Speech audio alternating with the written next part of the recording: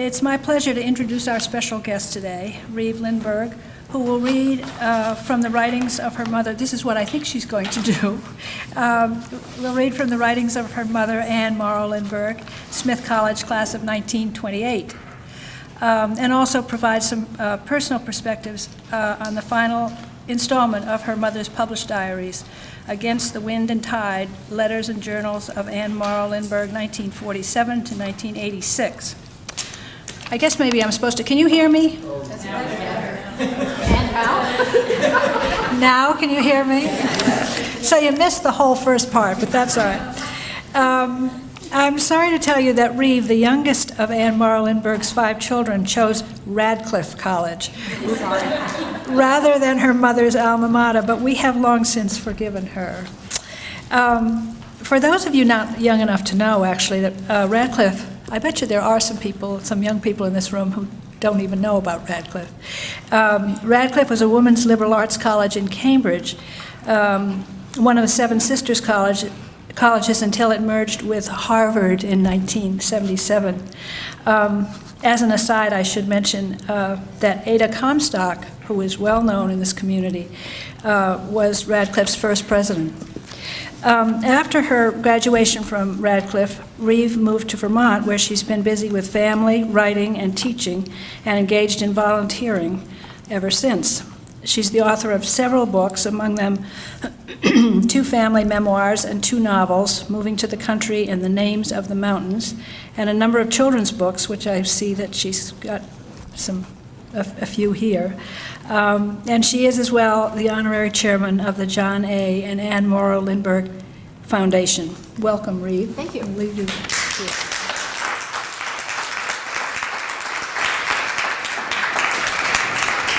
Thank you very much. It's been a joy to travel with my mother's book rather than one of my own.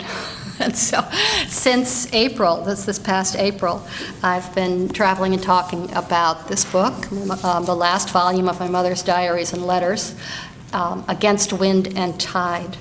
The first volume of her diaries and letters was called Bring Me a Unicorn, and was written during the time before, during, and after she was at Smith. And quite a bit of what she wrote here concerned Smith, was written to her mother, who was also very much a Smith person, and written about Smith. And then it goes through to the time when she met my father in Mexico in 27, 28, the Christmas after his famous flight to Paris.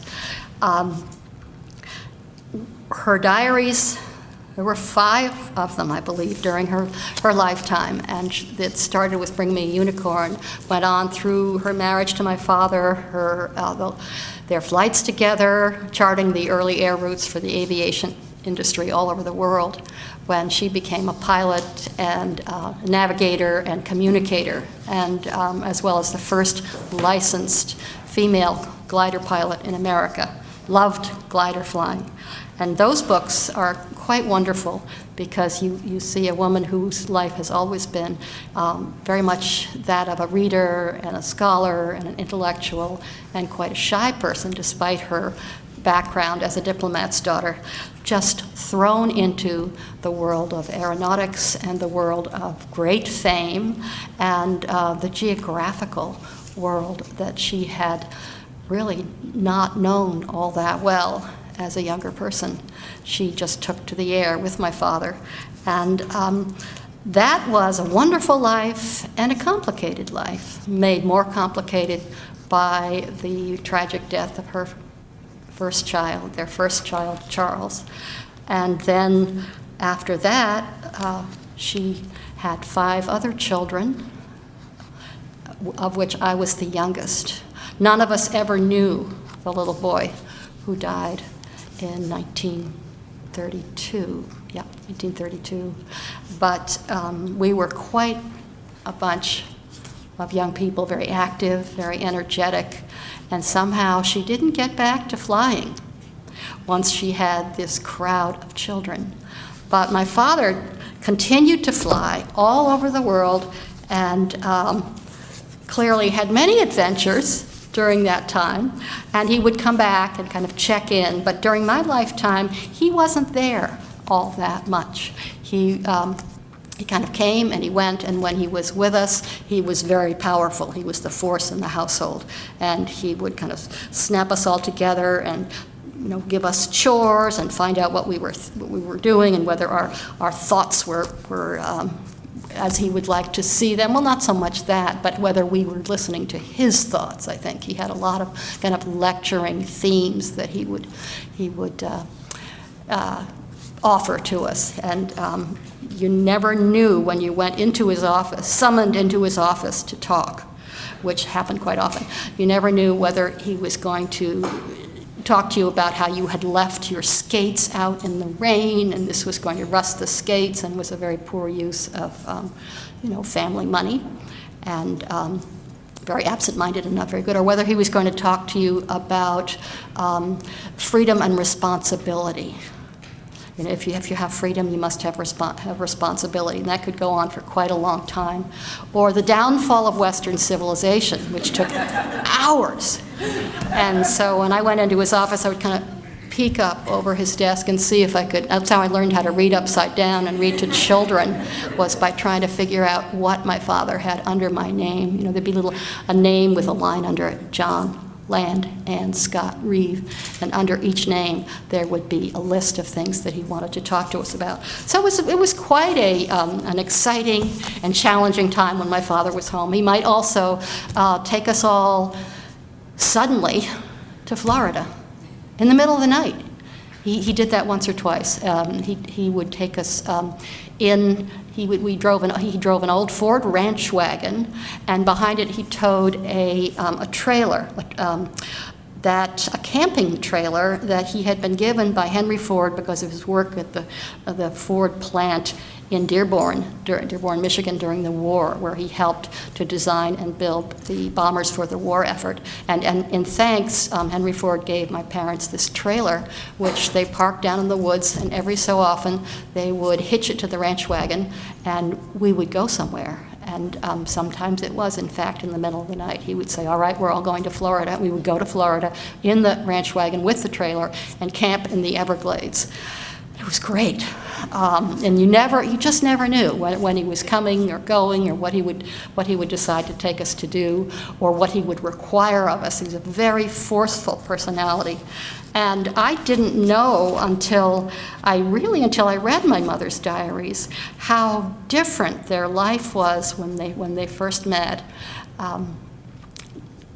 to the kind of life that they led when I was growing up, where she was always there, and very much the strength of the household, very little person, and very strong, very gentle, but very strong. And he was this figure who came and went and gave lectures to us, and went off, and sometimes would do things like swimming in the little cove outside our home in December. And he would say we should all come with him. And some of us did, and some of us didn't. But he was, I've met people who had fathers like this. Most of them had been in the military, so many of them pilots. But let me go back a little tiny bit and read one or two little excerpts from my mother's earlier diaries. Her first diary at Smith, and here she is. It's 1924, and she says she says she's just gotten here, and she says, "Oh, darling mother, it's the end of the first day. You were so lovely to leave me the books under the pillows. I found them the next morning when I was making my bed, and it made me so happy." And she says, "I loved the walk past the presidents every morning. I see Paradise Pond and Mount Tom, and I think of you." And she says that Elizabeth, that's her sister, and I went to Vespers today. It was simply beautiful. President Nielsen talked wonderfully about opportunity and the responsibility of it. And I thought, oh, I know somebody else who talked like that. So the text was from Kings, and a wonderful one. I must find something like this. "I will give thee 2,000 horses if thou, on thy part, wilt put men to ride on them." Now, she writes to her mother a great deal from Northampton, and she mentions people like Miss Kirstein, who later became Minna Curtis, who was my mother's favorite and very influential English teacher, and became both a mentor and a friend. And she talks about a Renaissance history and Elizabethan literature course with Miss Dunn, Esther Cloudman Dunn, professor of English literature, and says how charming it is and how wonderful it is, although she loves Miss Kirstein's classes the very best. And then she says, physics is going to be very hard. I am the slowest one in the class. Psychology is like hygiene. As yet, we haven't gotten to the interesting part. The music's going to be very interesting. The man is charming.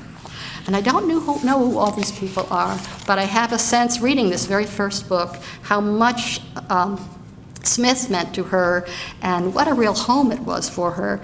A rather sheltered, well-brought-up young woman who, with a searching intellect, and how she came here and found all that she was looking for intellectually, and then also a kind of a home.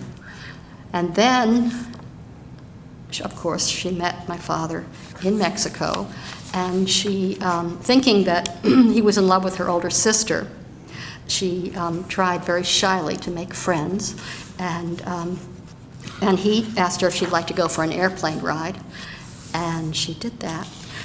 And she says, the engine started, it wasn't as terrifically loud as one expected, but it quivered through you. I felt exalted. He kept looking out the window at the engines. Let me be conscious of this. Let me be conscious of this.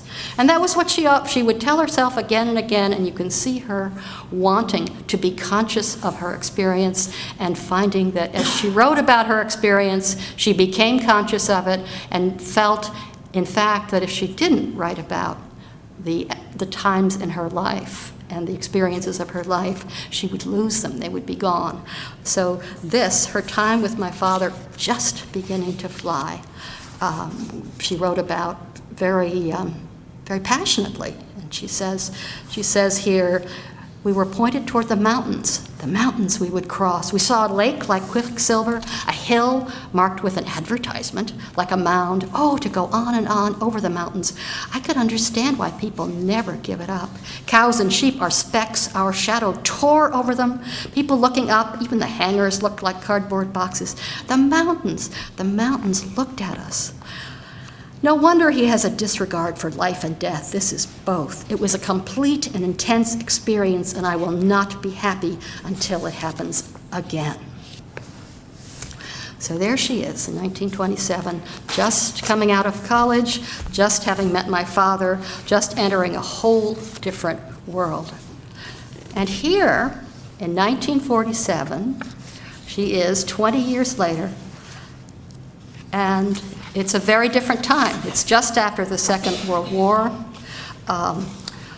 She has 5 children. I was the youngest. I would have been about 2 years old at that time.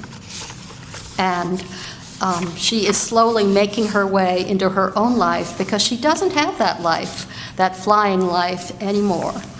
And the book begins with a real struggle with her because she's pregnant again. Would be with the lost child. This would be her 7th pregnancy, and she's very tired. She doesn't think she can do it again. She talks about wrestling with dragons, with inner dragons. She says, one wrestles with one's dragons until the end of one's life. It is a constant and eternal process. And she says that my body and my instincts and my ego said one course was wrong. My conscience, my patterns of behavior, and the patterns of outsiders said another course was wrong. And this was my mother considering in 1947, considering the idea of having an abortion and struggling with it. My father didn't want her to do that. She was unhappy about it. She wasn't sure, but she thought she could not. She thought she couldn't survive having another child. And as it turned out, she did have a condition. She had to, gallstones? She had a gallbladder operation. She had a condition that meant that she probably should not have another baby. The doctors told her that this was going to be extremely difficult. And she still wasn't sure, and then suddenly she had a miscarriage. And that was that struggle was over. I had no idea. I never knew that she had gone through this when I was just 2 years old. But I understand her, as any woman will understand this, and many of the other things that she writes about. But she talks a little about trying to take care of all 5 of us when we have mumps, measles, or let's see, what else was it? Whooping cough, that was it. And because there were 5 of us and we all had different symptoms, it turned out, well, some of us just had 1 or 2, but my brother Land, who would be the second one down of the 5 surviving children, had all 3. So John had whooping cough. When Land started his cough a few days later, we assumed it was the early stages of whooping cough. He slept in the same room, and we watched him go through the stages. At the end of the week, I realized one evening that he had measles. The doctor came and confirmed it. He said, "Don't worry about John. It's very rare to have 2 contagious diseases at once." And then he looked at John and said, "Well, he already has it." There followed a week of trays, making beds, taking temperatures, alcohol rubs, reading, carrying drinks, emptying basins, washing, etc. I'm excruciatingly tired from running up and down stairs. And then the little ones started. Scott and Ann coughing, Reeve with a fever, 4 in bed by now. Land got intestinal flu, another earache. I read Mary Poppins and distributed presents and rubbed backs and washed out slop buckets and gave medicine and ran up and down stairs and dropped into bed at night, too tired to think. And that's her life in April 1947. And in May, a month later, she is sitting in a trailer parked under a cliff by the side of the road in Virginia, and the clutch has given in the car, and Charles has taken it to town to fix. So he came back, saw all this at the end of all this children's illness, and decided that what she needed was to go off with him in the trailer and tour the West. And she liked it. She said, "It's been a strange life, very lovely for a while, a single thread, a simple life, not really unlike the big trips we used to make." It was the same quality of adventure that Charles puts into everything he does. This business of taking an overloaded trailer, lurching over rocky cattle tracks or slithering down gullies and over mountain passes, we pay for this adventurousness in tires and leaky radiators, broken clutch, general wear and tear. How many times has Charles jacked us out of a position his adventurousness got us into? Mud, sand, a ditch we got stuck in. How many times have I climbed out, jammed rocks or blocks under the car to get us out of a tough place? Going over the pass, we unpacked 500 pounds of equipment. I sat on it. Charles took the trailer over the humps and came back for me. And this is how they lived when they were together, and they both loved it. I think it was very tough on him that she could no longer just come and play, come and travel, come and fly, come and tour the West, do all those kinds of things. She said, "These don't seem like ordeals to me, but adventures. The difficulties lie for me, curiously enough, in what is most ordinary for all the other women in the world. Keeping house and shopping and cooking, ordinary living. I'm very stupid at it because I've never really done it. When most women learn this when they're first married, I was learning to fly and to operate a radio and navigate and fly a glider, so I don't know a good cut of meat from a poor one or what things cost by the pound. But I'm learning, and I'm glad to learn. It seems ridiculous what confidence it gives me, how to tell stringy meat from tender, how to fry chicken. I feel like the funny paper jokes about Miss Newlywed." So she's always apologizing for the things that she can't do. She says, "Oh, gee, I can't cook. I was flying a glider." She says, "Oh, gee, I can't do this because I'm not very good at that." And we had to take out a lot of apology as we worked through these letters. And my friend Carol, who's back there, and is known as the Lindbergh Wrangler, because when three of us got together and fought over which pieces to keep in the book and which pieces to take out, Carol, as our project director, would carefully say, "Well, how about, everybody marks what they love best, and then we'll get it typed up, and then we'll choose from there." But there was a lot of material there were 3,000 probably written pages, and then maybe 1,000 typed when we finally got through choosing, and then it came down to about 600, and the editor then said, "Oh, it's lovely, but I think we need about 350. And we all went, "Yeah," and started again.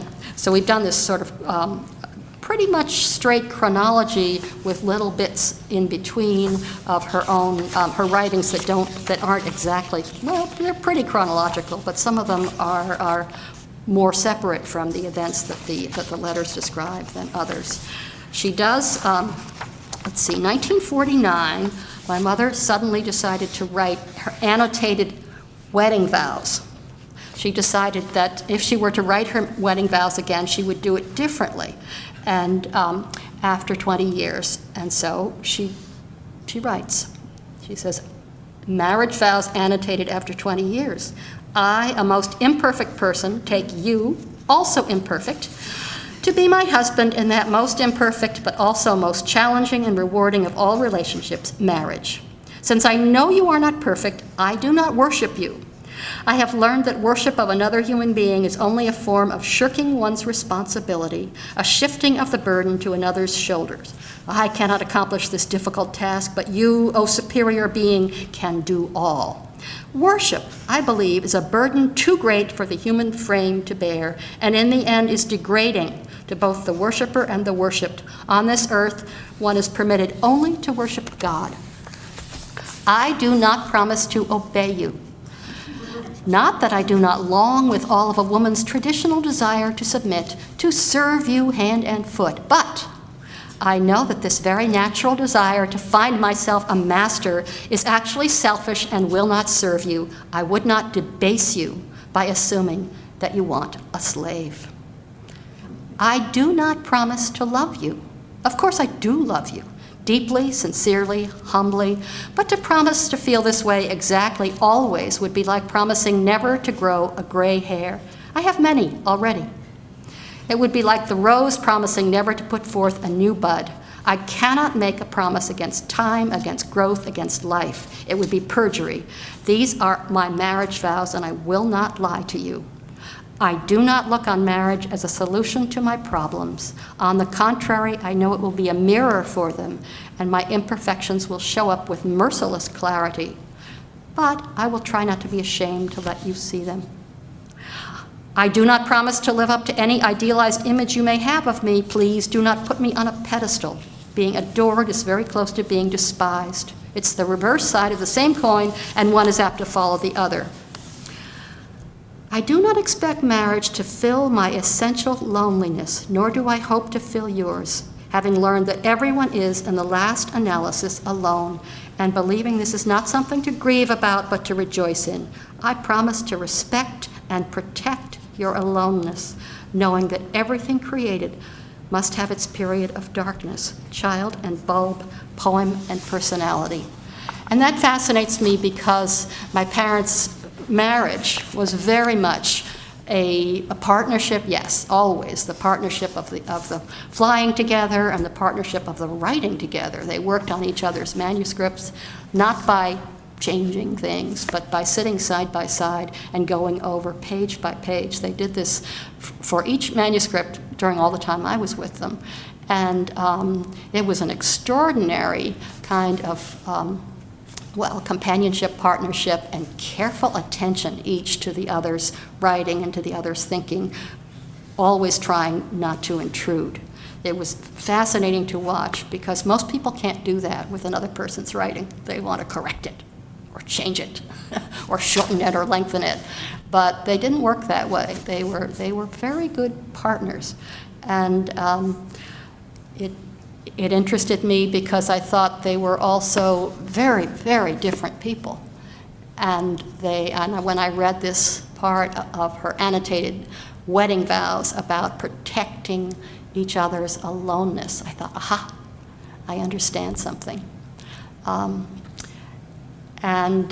course, most of you probably know that my father had other relationships. He had relationships with 3 women in Germany, 2 of them sisters, one of them a friend whom he met after the Second World War, and there were 7 children from those 3 relationships.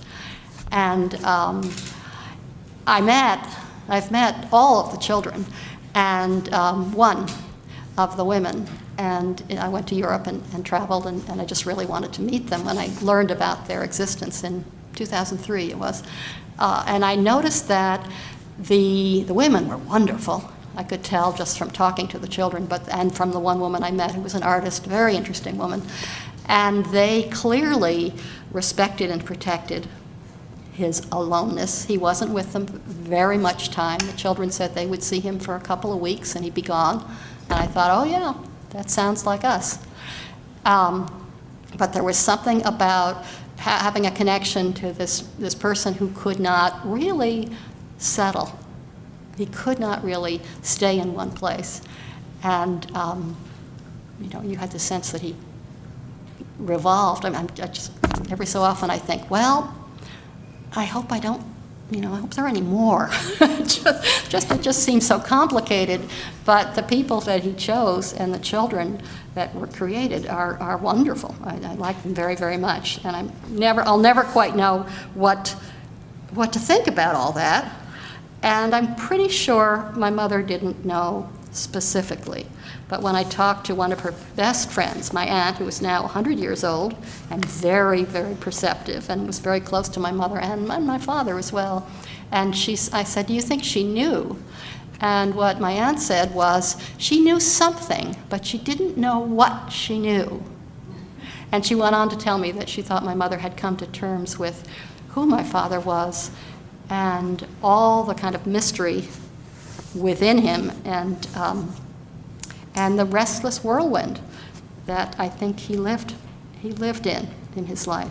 He was an extraordinary man. I loved him enormously. I'll never understand him, but I think she did. So there are some lovely letters to the children. She wrote to my brother John when he was in college, and a friend of his wrote an article about him and sold it to the Herald Tribune. And my mother said, she wrote him and said, my first reaction to the Herald Tribune announcement that a schoolmate of yours had written an article about you was, what a dirty trick. I still feel that way now after having read the article, even though it's what is called favorable and seems to have been written with the best of intentions. Very few people realize that any publicity is bad. This is 1951. I can't imagine anybody saying that now. Any publicity is bad. We're told that all publicity is good, especially in an election campaign.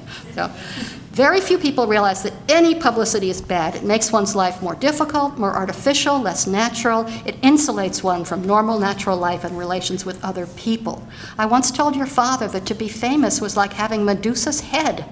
Life was arrested, turned to stone around you. People ceased to be themselves, to talk and act normally in your presence. Of course, it isn't as bad as that for you. And one or two articles aren't going to hurt, but they make life difficult. I'm sorry it's hit you, but it's as well to know about it and know how to handle it. You could be so much on guard that you never talk naturally to friends at all for fear they may sell it to the papers, withdrawing into a shell, distrusting people, looking on everyone as a possible reporter. I don't think it's worthwhile living this way. It's better to act normally, make friends, and trust them. If once in a while one gets caught, well, so what? It's better to get caught occasionally than to live in fear of it. On the other hand, there's no use in being naive. You must be aware of the problem. People are apt to make capital of you, and you just have to keep your wits about you and outsmart them. So she's saying, go ahead and have friends. Don't feel you can't trust your friends. And if somebody is eager to, take advantage in some way, well, don't worry too much about it. And she would write to all of us very directly, write to our moment in life. And as my brother Lance said when we were going through all these papers, we all thought each one of us thought we were her favorite child, which is it's a nice way, it's a nice legacy when every one of your children thinks they're your favorite child. I didn't read from one of these, but I found in going through them that there were some early letters that really shocked me, letters from my mother to my father, because she sounds so deferential. She says, oh, I hope you approve. I feel you won't think I'm a good girl, and I would like to be a good girl for you. And I read it, and I thought, who is this? I don't know this person. Well, she was different. She had just been what she said to us She said that when they were first together, she was the page to his knight, and she would follow him and defer. And then she said, well, and I said, well, what happened afterwards? And she said, well, I grew up a little. And she kind of held her own, and she was always his partner, and she always loved him, but she kind of came into her own, perhaps partly because he came and went so much. But she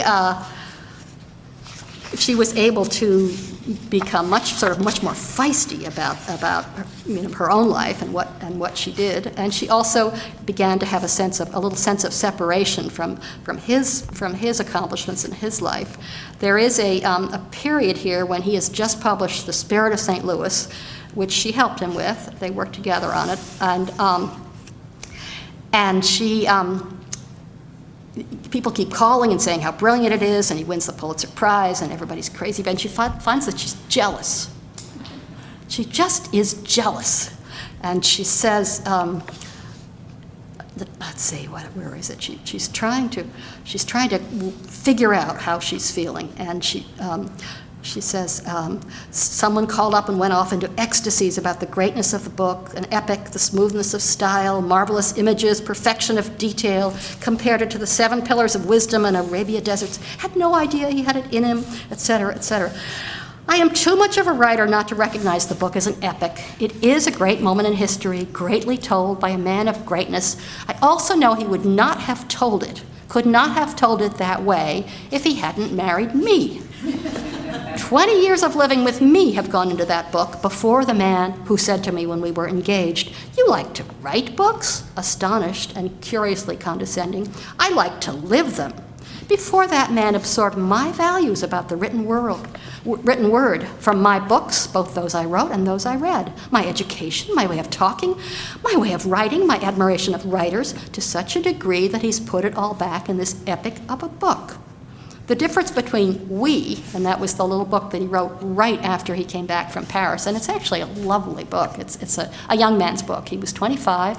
He shut himself in a room at a friend's home for 6 weeks and wrote this book about his travel, his New York to Paris flight, and everything that occurred up to then. And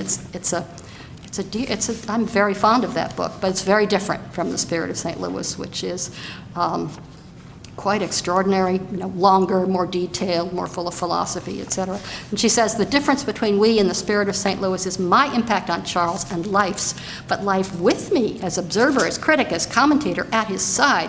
She goes on and on about that, and she says, but why the pain? Why do I mind that he has blossomed so wonderfully, that I have been the sun and the soil and the rain a little for his blossoming? It was all there before. I should be proud and happy and overjoyed. In a way I am, and I really enjoyed the work on the book, but why the pain? There's so much pain. It's not simply jealousy or simply that I want the praise. That wouldn't be fair. He deserves it. He's worked for it. And then she goes on and she decides that the problem is, she says, what to do with the bitterness. And then she says, jealousy is the unlived life in you crying to be spent. This I believe to be deeply true, and deeply true in this situation. Charles has written his book, and this is his book. No matter how much of me is in it, it's his book. He has written his book, and I have never written mine. And then she goes on to write Gift from the Sea. Little book that many of you will recognize. It's about 130 pages. It was written, much of it was written on the island of Captiva in Florida. It talks about, women's life in the mid-20th century, but really all life, and the need for silence and solitude, the need to set a little time apart for contemplation in the midst of our very busy lives. And this book became a huge bestseller, to her astonishment, and it still sells more copies every year than my father's books, my sister's books, and all the rest of the family books put together. And she never quite figured it out. She said, well, I was just trying to understand my life. But it became huge. This tiny little book has become huge, and still is. If you'd like to take a picture, Sandy, you are welcome to. So she one of the things I love about this collection of 40 years, is the growth. From starting writing letters to my father about wanting to be a good girl, to going on to talking about bitterness and jealousy, and maybe she should write her own book, to going further and working with her children, with her son John when he first encounters the whole kind of Lindbergh fame phenomenon, how odd that was. With later she writes to my sister Anne, who was about to be married in France. She married a Frenchman and street man in early 1960, just after the Kennedy assassination, which also devastated all of us, and my mother wrote a little bit about that. She wrote to my sister to try to help her bring my father to attend her wedding, because he didn't do that. He didn't go to ceremonies and so on. And she's writing to Anne, my sister, whom we called Anzie. And she says, Anzie, I think you should write him a letter and tell him exactly what the wedding will be and urge him to be there. I've already told him I don't think there'll be any wedding in our sense of the word, because my sister was being married in a little, the mairie, the town hall of a tiny town in France. There won't be any wedding in our sense of the word. Tell him he doesn't have to give you away as fathers do in the U.S. No minister, no church, no aisle, no white wedding dress and veil. Actually, she had a silk off-white dress that I coveted for years, a beautiful dress. And just going to the mayor's office. Is that formal? How many people? Just the same, he said he didn't know whether he'd be there or not. He said he'd like to come and see you and Julien and the family, but he wasn't sure he'd be there for the wedding. Try to write him what it'll be like, and he doesn't have to stand around and meet a lot of people. Just have to explain to the family that your father never goes to any ceremonies of any kind. But do write him. Do write him. Well, 5 days later, my sister has written to my father. No, it can't be 5 days, could it? October 20th? Yeah, 5 days later. And it says, Darling Anzie, you wrote a beautiful letter to your father. He was pleased. He said it was lovely, thoughtful, and considerate. He didn't give me his verdict, but my prognosis is good. And he did. He did go to that little wedding in France. So she's always working with us, pulling us along. There was a long back and forth with my father and my brother Scott at the time of the Vietnam War, because Scott was not about to go. He felt very, very strongly that he wasn't going to go. He would renounce his citizenship if he had to do it, but he was not going to go to the Vietnam War. And my husband, who actually went to the Vietnam War and was a platoon leader, came out of it and said, I completely understand. It was quite a time. But my brother Scott wrote to my father. They wrote back and forth, and there was such a rift over this that they really didn't speak for a long time, many years, 7 or 8 years. And my mother, in the meantime, is trying very hard to pull them together and to make sense of this. And she says, she tells him that if he renounces his citizenship, it's a much more difficult kind of a thing than if you get married, you can get divorced, or if you don't like the divorce, you can get married again. But renouncing your citizenship is something completely different, and she hopes that he will think about it. And she writes at quite great length, which I now can't find. I know, here we are. If you remain in exile, you run the risk of arrest. You could lose your freedom to travel, restrictions on your life, and I would think you'd have time to write your draft board something. Tell them their notice was delayed, which it was actually. Tell them how you feel about the war, taking a position as a conscientious objector. That would be an honest course, and there are plenty of people like you. You can change your citizenship later if and when you know exactly how you feel. I remember your saying once that you'd prefer to be an exiled American. If you really still would, perhaps this is what you should be. Your father would not agree. My feeling is that whatever you do now, she tells him it would be difficult. Changing one's citizenship is not like marriage, where you can get a divorce if it's a mistake, or like divorce, where you can remarry. It's pretty irrevocable. This letter had a strong effect on my brother. He did not change his citizenship. He has not lived in this country since that time. He lived in France, he lived in Brazil, still does live in Brazil, comes home from time to time, but that really was that there was a real schism in his life and heart, and with my father for some time. We have, I'm trying to see if I can find some others. There are letters, still letters to editors, letters to old friends, letters to my father with quite a different tone as we get into the 1970s. And this one is one in April when he wanted her to kind of drop everything and join him. She says, "It was startling to have a call from Hong Kong, and even more startling to have you propose my going to the Philippines this May." It was this May, wasn't it? You weren't by any chance talking about next May. "I feel it is next to impossible to go, horribly difficult and inconvenient. I would like to go with you to the Philippines sometime."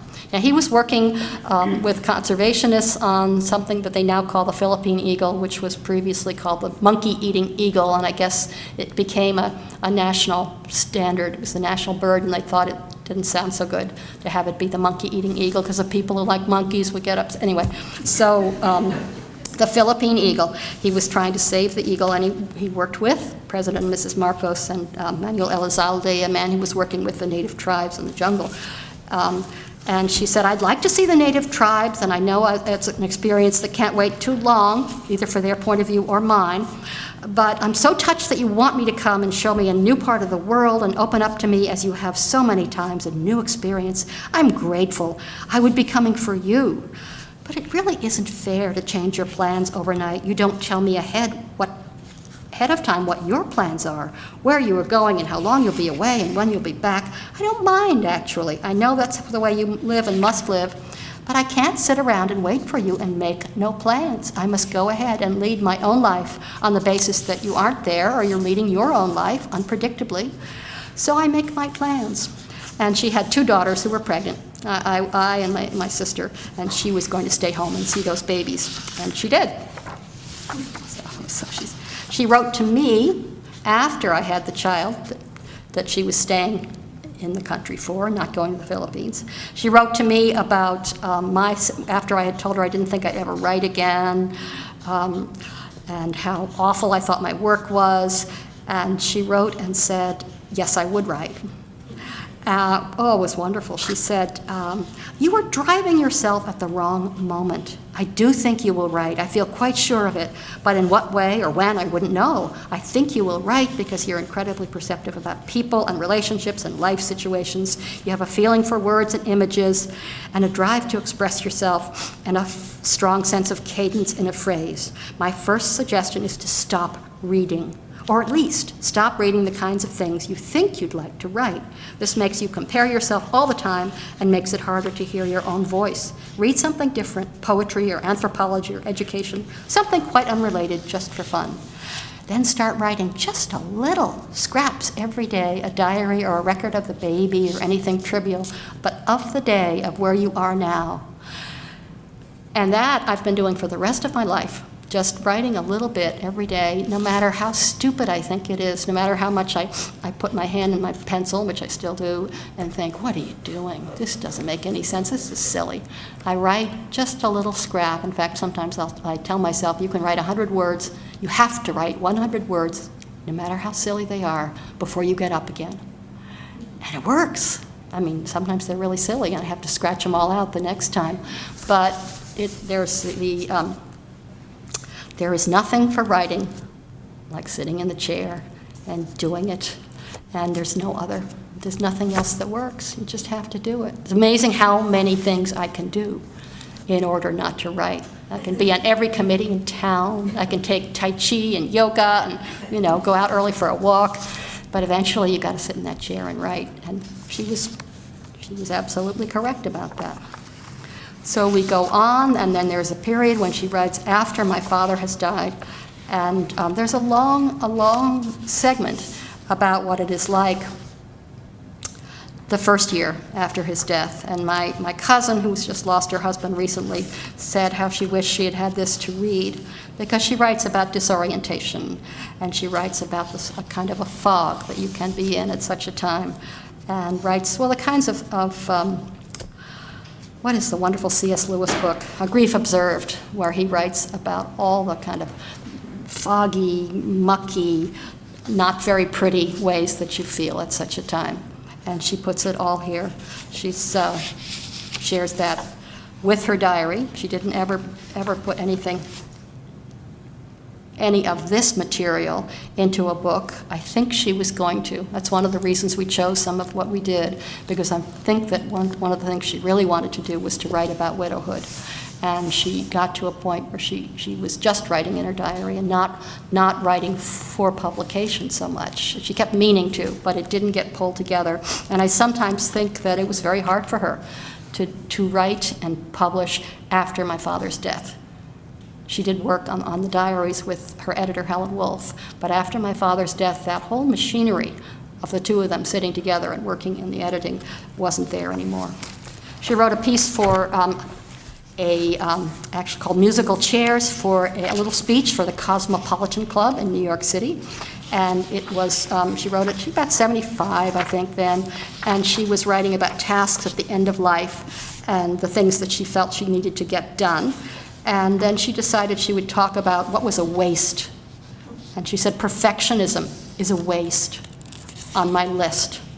It's all right to be perfectionist in your area, your skill, your art, your scholarship, but perfectionism in household tasks is a waste. I don't try to scrub all the black off the pots and pans, and I don't see dust anymore. Clutter is a waste. A good example is what comes in the mail. My husband had a rule: deal with each piece of paper, each piece of mail only once. Excellent, if you can make a decision. Since he threw away 80% of his mail into a large barrel, that worked for him. Well, he had a lot of sort of fan mail and all kinds of things. And I have a daughter, she writes, who took after him, not me. She has 2 cartons, one marked love and the other marked money. She finds almost everything fits into one of these 2. But I have a great deal of mail that's neither love nor money, and I don't know where to file it, and I put it into an envelope marked conscience. Clutter is impossible. It blocks out vision. Down at the bottom of my list of wastes is the one that underlies all the others, and this is trying to live by other people's standards. I remember an old aunt saying to me of cocktail parties, I think, I no longer put things in my stomach to please other people. Should one put things in one's mind to please other people, read books to please other people, or go to parties to please other people? By the time one reaches a certain age, one should be able, as Marianne Moore said, to have the courage of one's peculiarities. So that was her take on getting older. And as I'm getting older, I go back and I look at it, and I think about it, and I think, I will have the courage of my peculiarities, of which I have plenty. So then we go into the 80s, and sadly, this was a time when I had a little boy who became very ill, and he had encephalitis and was left with some handicap, with some challenges, and he seemed to be getting better. We worked with him with a wonderful physical therapist at my mother's house.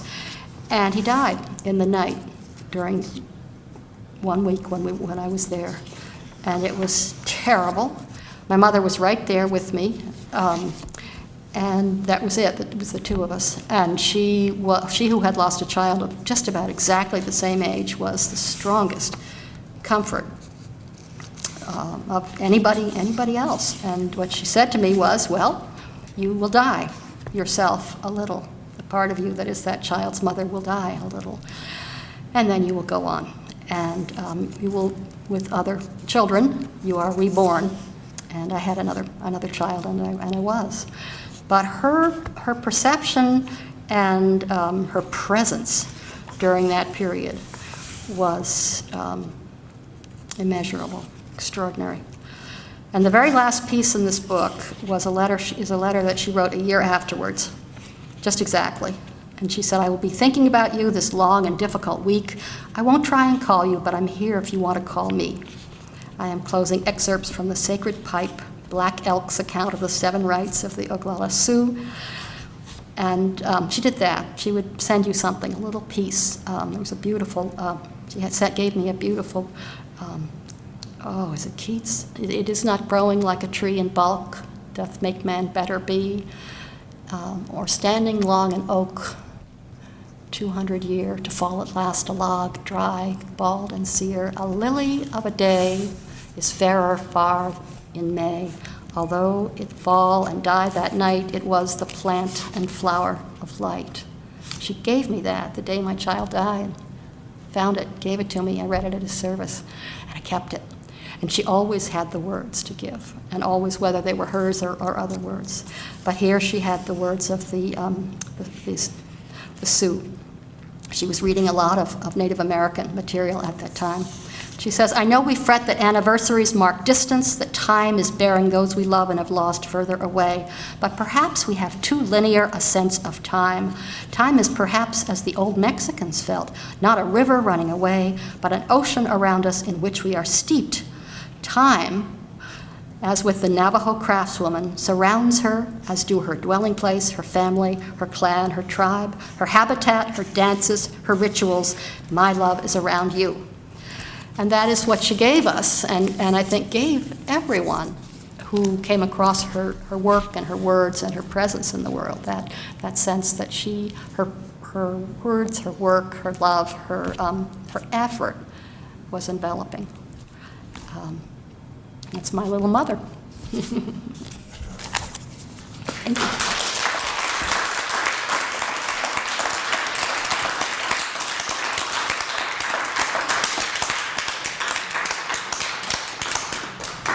I forgot to read you. The title, Against Wind and Tide, is from Harriet Beecher Stowe. And my mother loved this quote, and it just was a letter that Harriet Beecher Stowe wrote to her sister because she was trying to write her sister a letter and she was too busy to get it written. She says, I'm constantly pursued and haunted by the idea that I don't do anything. Since I began this note, I've been called off at least a dozen times. Once for the fish man to buy a codfish, once to see a man who brought me some barrels of apples, once to see a bookman, then to Mrs. Upham to see about a drawing I promised to make for her, then to nurse the baby, then into the kitchen to make a chowder for dinner, and now I'm at it again. Nothing but deadly determination enables me ever to write. It is rowing against wind and tide. So you might have questions or commentary, thoughts, anything? When I read to children, I say questions or comments, and they say, my dad just got a new truck. So, anything, yes. What do you think it was that brought your mother and your father to Mexico at the same time? Oh, I know. And then you sort of described about the lake and getting up in the middle of the night to go in the camper. So where was this bustling family growing up? I guess my last question was, did your father know Amelia Earhart and have relationships, not well, a friendship? They did know her. They both knew her and thought she was lovely and felt that her husband was pushing her too hard. They felt that she didn't have quite the experience as an aviator to do some of the things that she was being asked to do. She always did them, and until the last one, she did them beautifully. But they were very concerned about her, and actually they loved her writing. My mother especially liked her writing very much. So that, and we grew up in Darien, Connecticut, on the shores of Long Island Sound. And my brothers and my sister had, especially my oldest brothers, had grown up in New Jersey, and they were in England for a while. So. But for me, it was always Connecticut. So I really was very fortunate in that they weren't moving and traveling when I was growing up. And they met in Mexico because my mother had come back on vacation from Smith, Christmas break. And my father had flown into Mexico with the Spirit of St. Louis as part of actually it was part of a South American trip, but also because he was asked to come to Mexico to help improve relationships between citizens of the U.S. and Mexicans, which were not always so great at the time. So he arrived with his mother at my grandfather was ambassador at that time, my mother's father, and he and his mother had Christmas with the Morrow family, and that was where they met.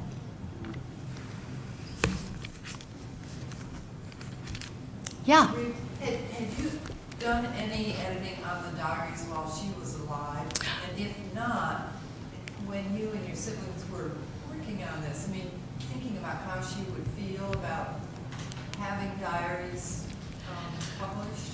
Well, we followed her her process. She had published 5 of these up through the Second World War, and was working with her editor about what she was going to do next. Was she going to, start with and after my father's death, or was she going to do something following these? But it didn't happen. It didn't come together. And we talked to her editor, not her editor, but the editor of Gift from the Sea. In fact, the woman who was involved in it, she knew my mother slightly. She's quite a bit younger, but she was very interested in the possibility of putting together later diaries. It seemed as if that particular aspect of her written material just stopped at the end of World War II.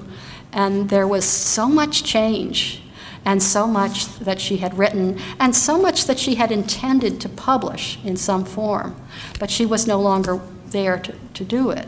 So what we did feel it was probably okay to take this material. We thought that she probably would have done something like it at that time. Some of it we know she was trying to work on something on widowhood. She very much enjoyed the speeches and talking about later stages in life.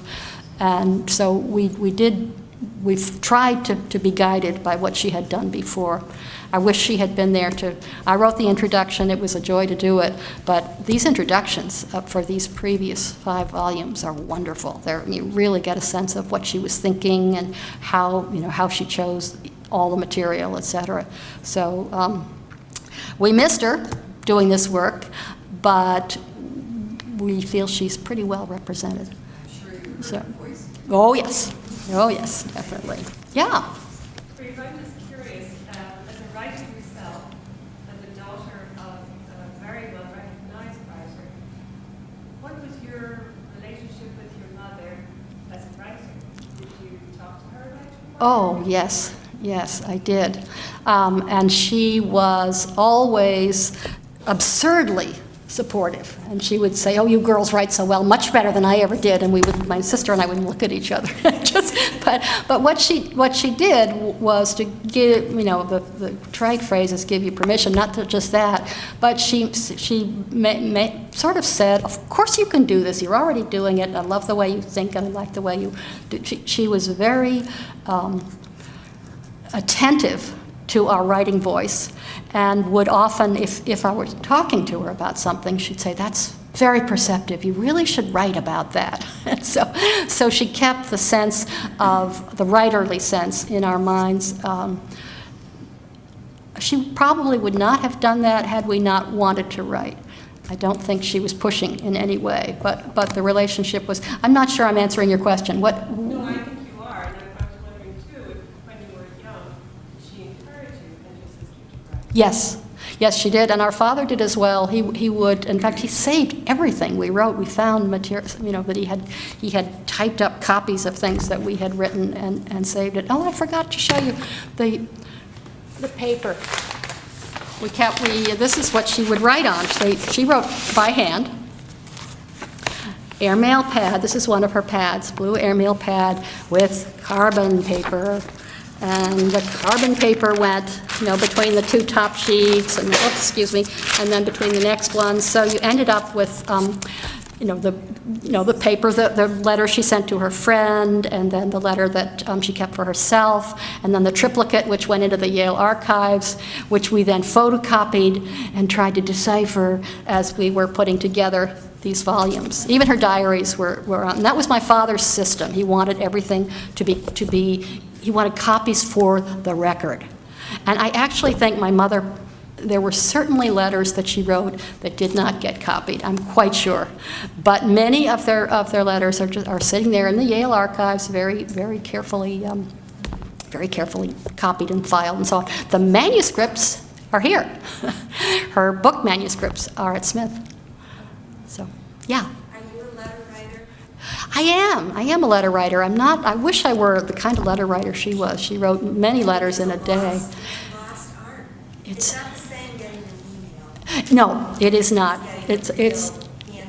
it is nice to write a little letter, and I think it's I think we've lost the habit of writing at length, and that maybe that's okay, but I do love going through these long, long letters and watching the thought process as it emerges and as it changes. Because when you're writing a letter, you can kind of really get going and kind of go deeper and deeper, or really connect with the person you're writing to. Email isn't the same, but it's very useful. I keep in touch with my children so much better than I think I would otherwise without it. But Sandy.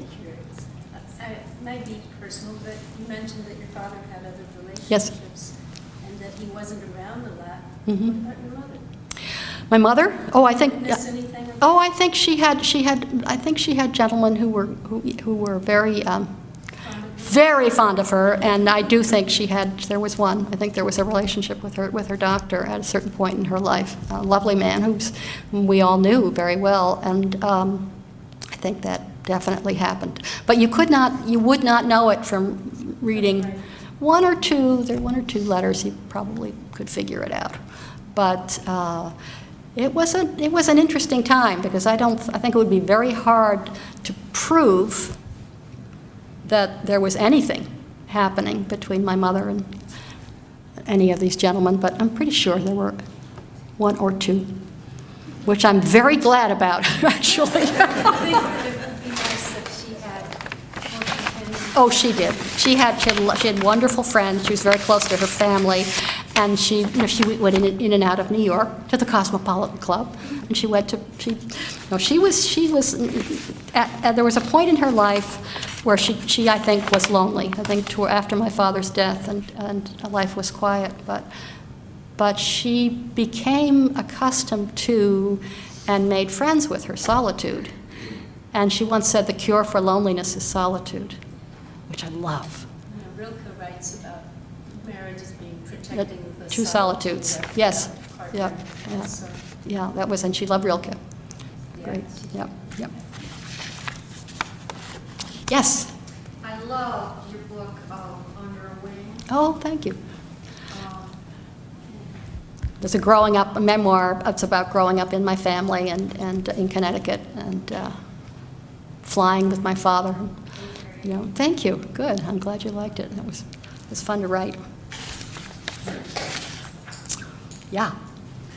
What from her recognition of her skills as a woman aviator, it just seems to me that the things that she did with Charles were always overshadowed by what he did. Always. Yeah. She seemed to be such an integral part of their success, and I always felt he and his exploits overshadowed the skills that she had. Yeah. She was very, very fine pilot. She was a woman aviator that Yeah. was never really recognized. No, there have been, recently people have begun to, there's a nice book by Kathleen Winters, a pilot, actually, well, she's dead now, but she wrote quite a wonderful book about Morrow, Lindbergh, Aviator, and author, and she wrote quite extensively. It's a good deal in the Scott Berg biography of my father about my mother's flying, but he said she was as good as a pilot as he was, maybe better, and then she would say, "Oh, Charles," but I'm not sure that she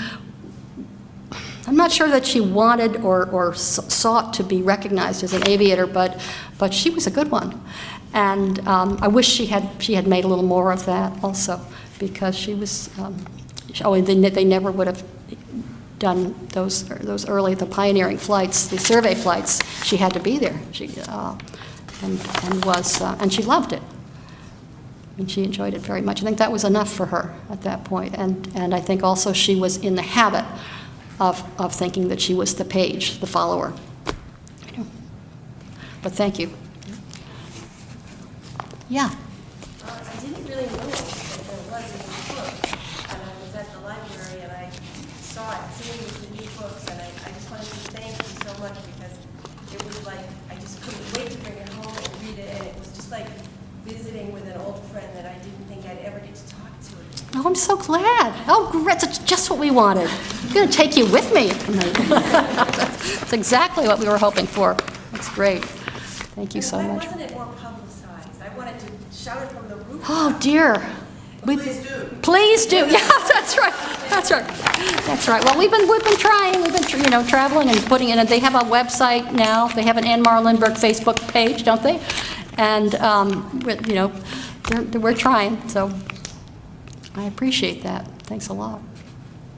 This is the only one that I think that shows, well, of course, if you start with this book and go all the way through the Second World War, you see a whole lot of growth. There are 5 books, but this is kind of all together, and you watch a woman growing up in a really interesting way, I think, because it's in one volume. And it would be great if we'd just been allowed to keep all those 3,000, but they wouldn't let us.